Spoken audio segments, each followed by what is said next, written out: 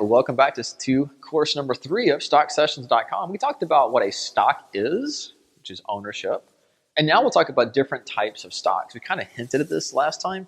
We'll actually define it in this one. So welcome back to session number 3, growth versus value, what that really means. So why we think of stocks as differently. Not all stocks are equal. That's fine. There are different types of companies out there. There are technology companies, there are healthcare companies, there are retail companies like McDonald's that we talked about. There are entertainment companies, there are fast food companies. Really the list goes on and on. Energy companies, utility, etc. So even the type of company, which is how it makes money from the public or from other businesses or sometimes from the government, it makes money from that. There are different types of companies. There also are large companies, large market cap, medium or mid-sized companies, and then small. New companies are companies that maybe once were big and now they're smaller. Whatever the case is, companies change, the economy changes, the environment changes, and they change too. So when you think of a stock in the stock market, which is a piece of the company, there's actually different stocks, different companies, different things. And we call them different names by grouping them together. So think of a company, I like to do this at least, as you would a person. A older person, a younger person, a middle-aged person, a mature person, a child, all sort of different descriptive characteristics. You can use that for stocks too. So if you think of young people, which sounds kind of strange in stocks, but if you do, young people have a long future ahead of them, but they're not really tested, they're unproven, they may be more volatile. They may decide in college, I'm going to be a doctor. No, I'll be a lawyer. No, I think I'm going to be something else. Or they may have an interest and go with that the rest of their life. We just don't know. But somebody who is an older person or a mature person, maybe 40s, 50s, 60s, they are a doctor, they'll probably be a doctor next year. They'll probably be the same career, the same family, the same location, more than not, because we can not so much predict their future, but a lawyer living in downtown in a large city, which is making a lot of money, probably, assuming that stays the same, will keep living downtown. So older or more mature people tend to have less volatility. If you think of the comparison, older, mature companies that have been around for 20, 30, 40, 50, sometimes even 100 or more years, well, we can probably be safer investing in those, at least if we're not looking for volatility. But someone that's young, they could have a wonderful and exciting future, or they could not. And if we decide to purchase and go with a younger investor, a younger company, well, we can have great reward and volatility, but something may go wrong. So we may lose our investment if that person doesn't fulfill what we hope he or she will do. So that's what a stock is too. So a growth stock might be considered a startup company, somebody that's going out for the first time or getting people together, and they have all this potential, this great idea, but they don't really have a track record. Make a lot of money if you buy the pieces of that company. So think of like a young person. So startup, growth stock, young people.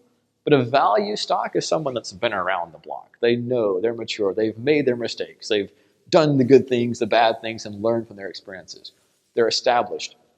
They have track records, they have history, they have what's called institutional legacies and all those customs and everything else. I hate using the word old people, but maybe mature is a better word, but nonetheless, the comparison stays. So growth, startup, young, value, established, old. But if an old stock, now there's a little trick to this, right? You can separate and stop there, but the words value and growth mean something different in the stock market. It's a strategy. There are different strategies, growth investing, value investing, and you can do both, of course. If an old stock like McDonald's or something that's established is overvalued, so if the price is here and the valuation is at this level and the price is much higher, it's not really a value stock, it's just something else. Value has to do with a established stock generally that is at a lower price than what it should be worth, using a bunch of math. So our goal is to buy strong stocks at a discount. Not just, again, walk up to the market and say, Google's a great stock, I'm going to buy it today. It's not how we typically do it. We would have the list, do our work, do our analysis, analyze, get the plan ready, which is this kind of material, and then actually invest or purchase those shares using something else like a chart, like a trend line, like a breakout, like a retracement. But that has to do with what is fair value, what it's worth, and trying to enter at a discount. But again, with fundamental analysis, lots of ways to do that. With Yahoo Finance, just to name one. So growth stocks on the other side, value is kind of old but cheap, which sounds awful to say, but that's kind of how it works. It's an established stock that's at a discount. Discount could be called cheap. We just use simple terms here. Growth stocks are the opposite. They are potentially startups or young people.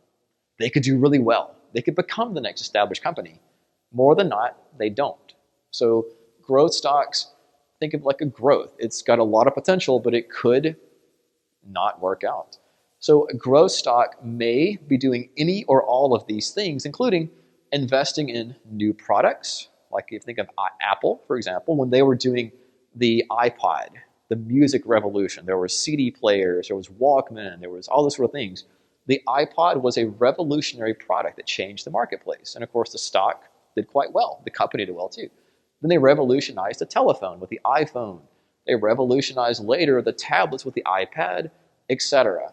So Apple, back then at least, was a growth stock investing in and designing, creating, and launching new products, new projects, and it was fun, cool, and a lot of the investors made money off of that. Maybe they're generating lots of revenue and holding on to it for expansions. So they've got sales revenue, they're keeping it. And the problem with these, to kind of they want to raise revenue, they don't necessarily give a dividend. So if you own a piece of this untested, unproven company, they may not give you a dividend.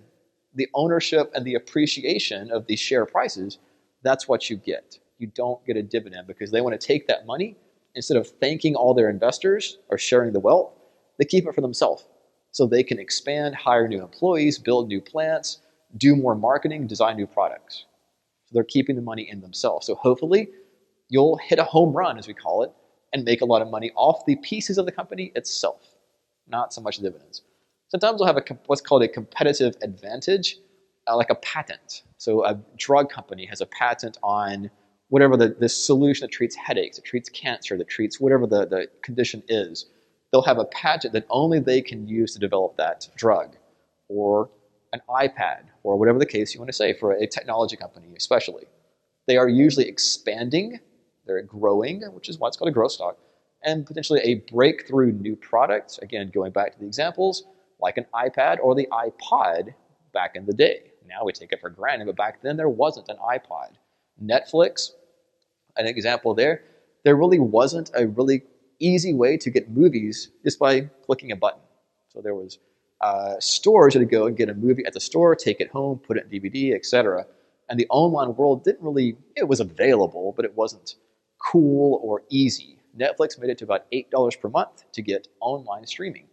That revolutionized the business. And now we have Amazon, other competitors, Hulu, and all those things. But Netflix was a pioneer in a breakthrough new product. At that time, it was a growth stock.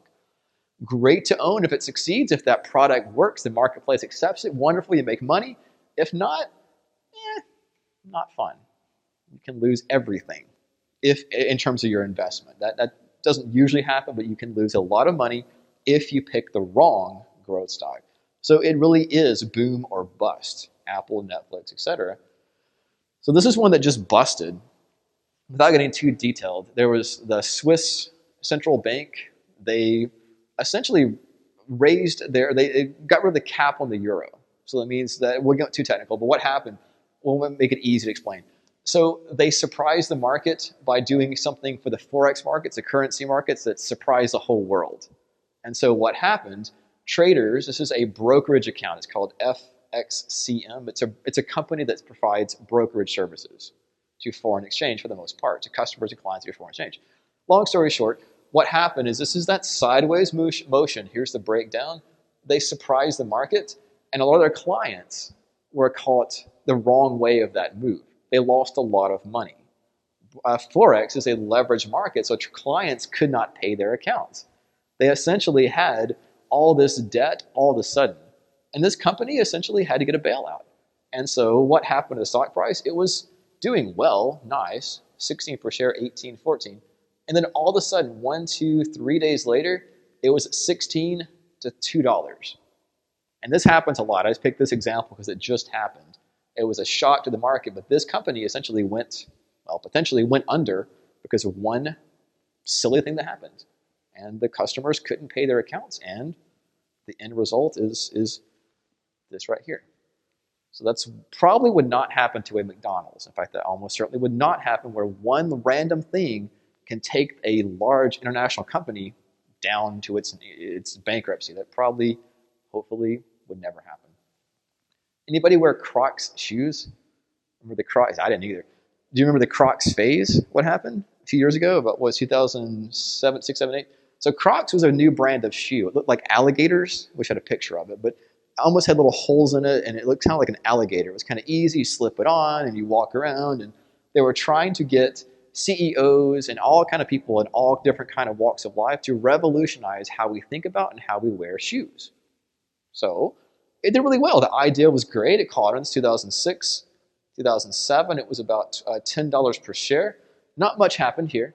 But then as they grew and expanded and things got more popular, the stock, the growth stock, by the way, went from about 20 per share all the way to $70 per share. That's a really big move in about 6 months. So a half of a year goes by, 6 months, and the thing triples and does really well.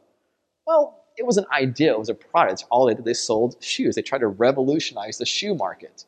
Unfortunately, for lots of reasons, and now we sort of mock them and joke at CROX shoes, but the marketplace said, we don't like them. It wasn't cool anymore. And so what happened? The share price collapsed. And so it trades down at about $10 per share right now. So that hurt a lot of people who got caught up in the story and didn't get rid of their shares.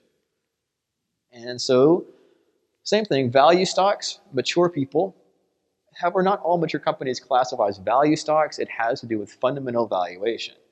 You have to have the price trade at a discount. And lots of ways to do that. We'll talk about them later. But book value, which is what a company is worth. Assets, liabilities, those things. It's what we do, what we're worth as a person with our home loan or student loans or anything else we have for debt, and income and assets, things we own, bank accounts or savings accounts or portfolios. So just like a person or a family has a value, companies do too. So if the price of the share trades beneath the value, that's a great thing. Called PE, or we thought of it as price to earnings.